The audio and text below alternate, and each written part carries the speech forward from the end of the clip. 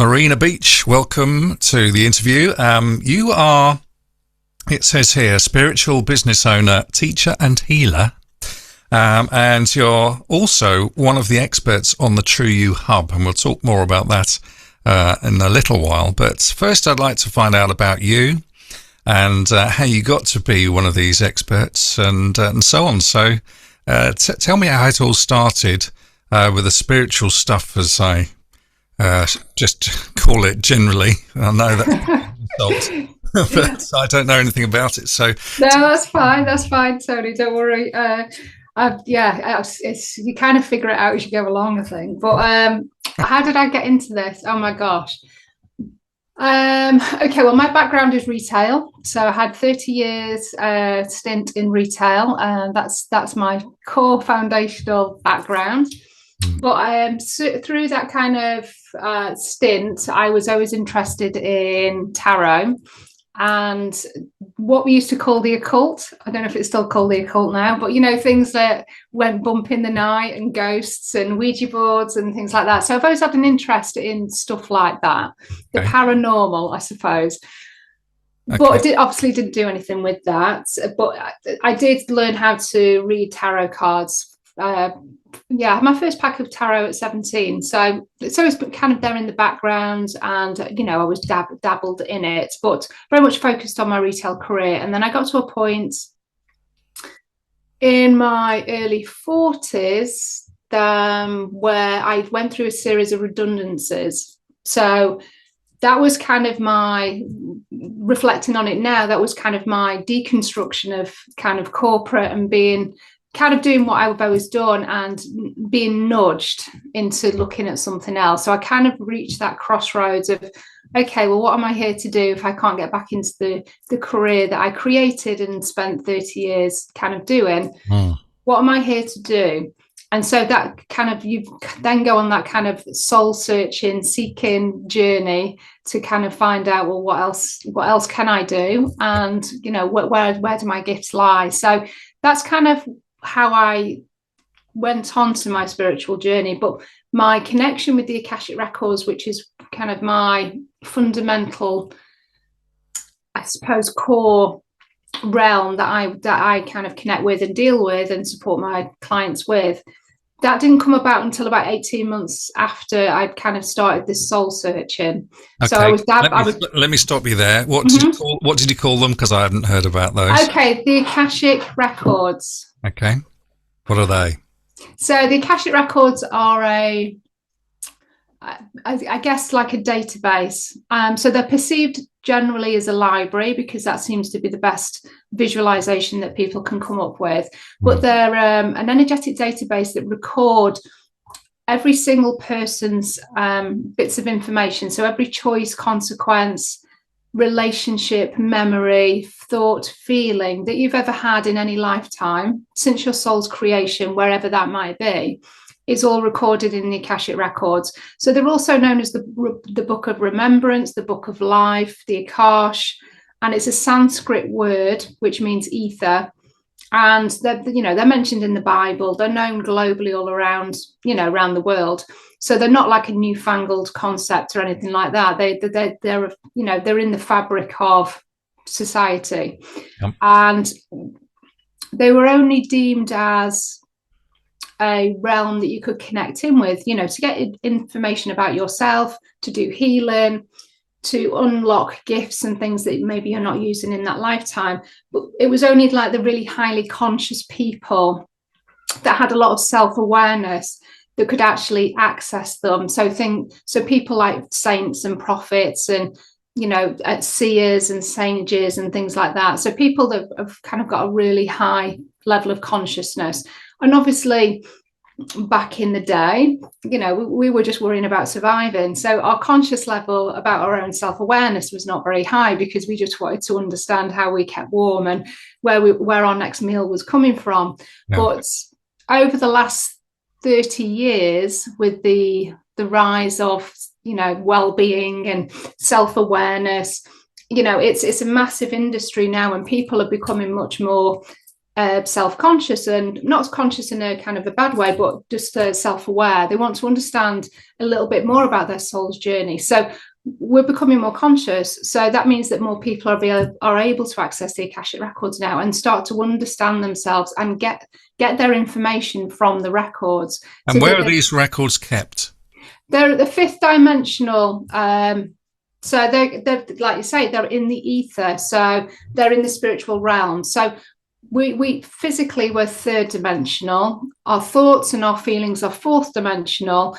And then anything we have beyond that is the fifth dimension up to the 12th dimension. So it's said that the different beings of light, so things like angels would be ninth dimensional beings and above. So the Akashic Records sit on the fifth dimension. So it's kind of where, I suppose, ghosts and earthbound souls, that they kind of connect at the fifth dimension. So it's beyond our conscious. That's the kind of the first dimension. That's the fifth dimension. So they sit there.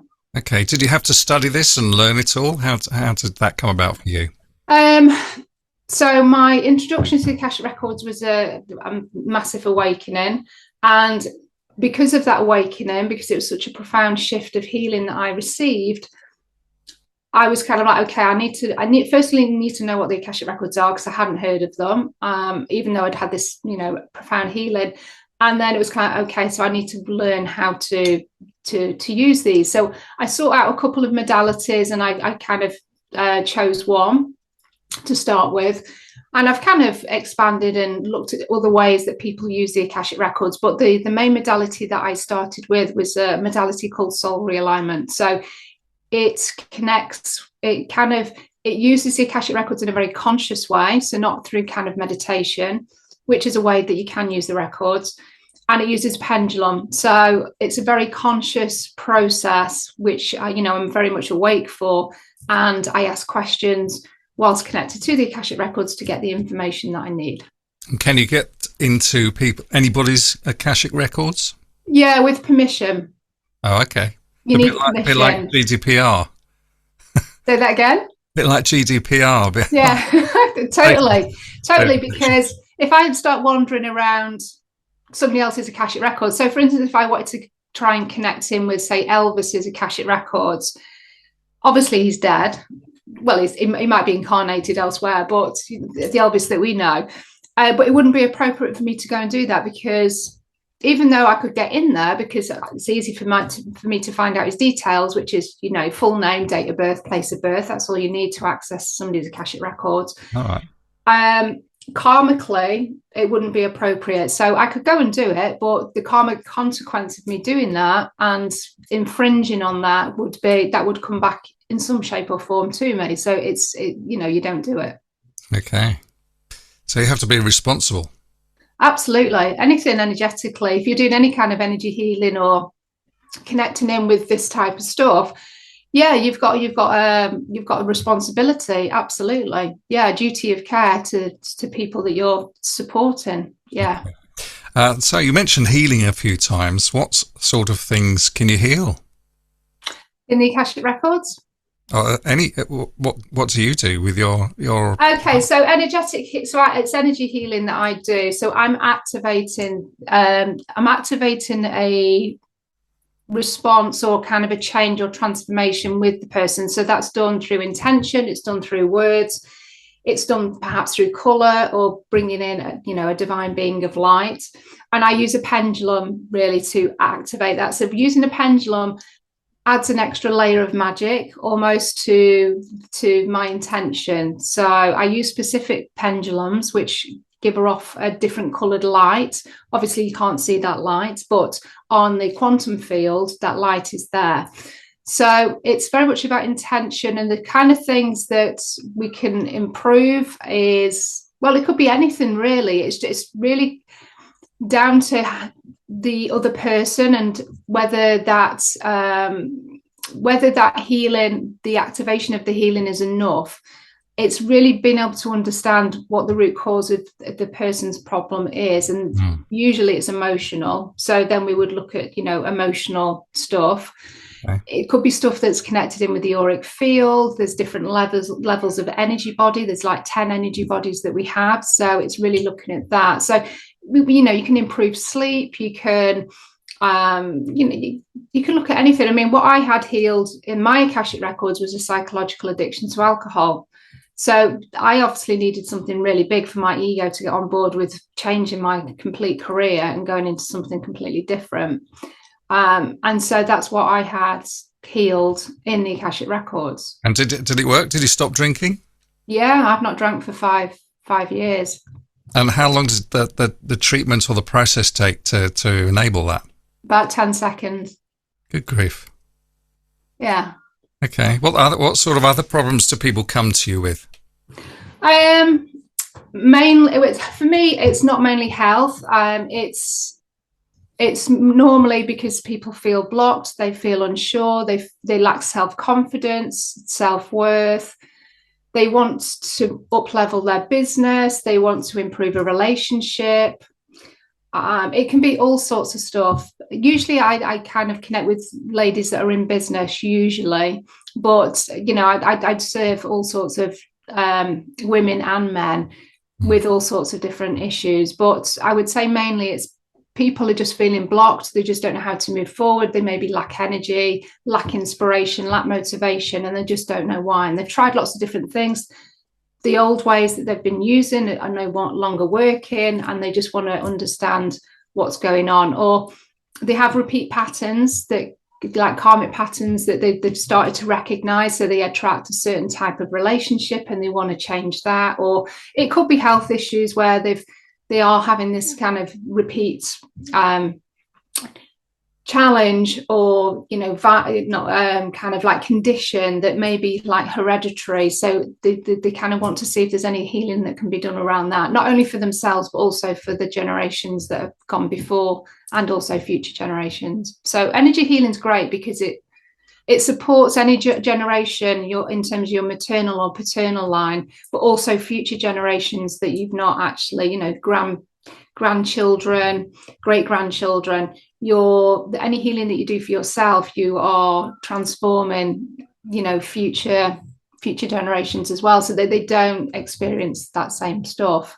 And if you're trained, can you do it to yourself, or if somebody comes to an expert like you and that's how it works, a bit like a consultation? Or no, I can do it for myself if I choose to. Yeah, so I can just tune in. It's one of the questions that I ask every day with my guides: is there any healing or activation that I need to do for myself today? And mainly I get a no, but sometimes I can get a yes. But it's always nice to go to another type of practitioner, not doing what I do, but maybe just, you know, Reiki or something completely different.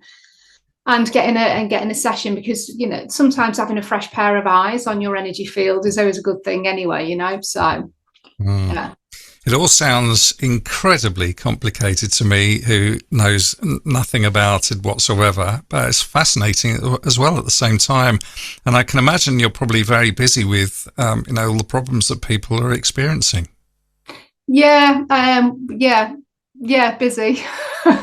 Always busy. Yeah, because people are always wanting to, you know, they're wanting to transform their lives. And as I say, people are becoming so much more self-aware. They're now recognizing that they don't need to stay stuck in the same circumstances, and that they can improve their life, or they can let go of their fears or their phobias or whatever it might be. And they're now kind of realizing that there's a lot of people that are available that can help support and move them forward. So I'm just one of like millions of people that can support humanity to kind of have the transformation, or, you know, to have the up level or move forward, whatever it is that people are looking for.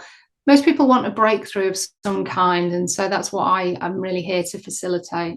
Okay. Amazing stuff. You know, I love interviewing people because I learn so much. Oh, I'm sure. Yeah. I forget it all again, but because there's so much, you know, and you've only got a certain capacity to hold on to. I'm afraid so. My small brain. So you're one of the experts on the True You Hub, which is a collection of all sorts of experts handling various aspects of women's health. How do you see yourself integrating with that team of experts on the True You Hub? Oh, well, we've got an amazing bunch of ladies. Oh my God, we're also, powerful and unique with our gifts that we offer, but it's a perfect blend of everybody that's in there that are sharing, their wisdom and their gifts. So I'm very much obviously connected in with the spiritual aspects and a little bit with the mindfulness, the soul. So my stuff just integrates perfectly because I'm offering the kind of the support that you can't see, and perhaps the clearing and the healing that, again, you can't see. So it could be limiting beliefs, it could be blockages from past lives. So I'm just there to be able to facilitate the stuff that's not really obvious, but obviously is a fundamental and foundational piece that can really help somebody to break through their challenges around food or mindset or just feeling good about themselves. There could be lots of threads there that need to be looked at, and I can just discern what things that need to be highlighted and activate a healing that will support that. Brilliant. What would you say to a woman listening to this podcast right now who doesn't know which way to turn and is thinking about joining the True You Hub and getting help and making their lives better? What would you say to somebody listening right now? I would say don't think about it, don't consider it, just jump in, because you're going to be so supported, so held in such a loving, nurturing space with like-minded women that have got very, very similar problems. But the thing that's really unique about this particular group with the experts that have come in is that we tackle all aspects that are there that are not supporting you, that you're going to come up against. So there's going to be somebody in there that can help you and go deeper with that particular issue, far deeper than you've probably been willing to go. But in going into that kind of into that depth, that you're going to be held and supported in a really loving and appropriate way. So I wouldn't think about it. I think it's time for you to jump in, and it's time for you to trust yourself, say yes to yourself, and know that you can get the results if you're willing to say yes. Okay, brilliant. Marina, thank you very much for talking to me. Wish you well for the future. Thank you. I know you're busy, so I better let you go. Thank you, Tony. Take care. Bye. Bye.